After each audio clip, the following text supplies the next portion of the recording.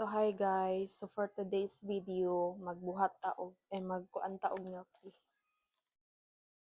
Milk tea guys. Magbuhat og milk tea. So kumukaon og milk tea. I mean, kaon mo inom. Guys. Ato siyang i-try. Ano ni siya? Instant bubble tea kit. This one is different. But iwan ano siya? Instant bubble tea kit, strawberry, kani siya kay brown sugar. Sa Philippines kay mo na akong ginaan. I-try na to ni atong first is open a pack of milk tea powder and pour into a cup of with approximately hot water still. Upon the pack of the paper, add into the cup. Heat the bubble tea for 45 seconds with the microwave. Cup can get very hot. Pour the bubble tea into a glass and open a pack of milk tea powder. Open a pack of milk tea powder and pour into a cup with approximately 150 ml hot water. Stir till it dissolves.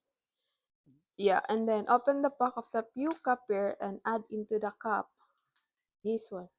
So heat up the bubble tea for 45 seconds. Pour the bubble tea into a glass and add what pour? This one.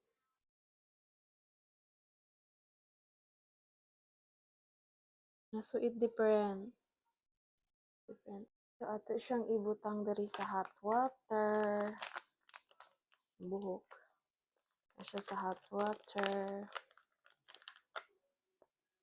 Milk tea siya guys.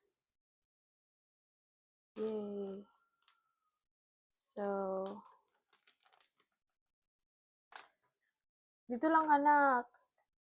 Ito siyang i-mix. Mura siya kape. Yay! And then, so hot. So, muna na siya guys. Ang buhok ko. Tugnaw man good. Tapos, ibutang na to siya ang isa ka pack.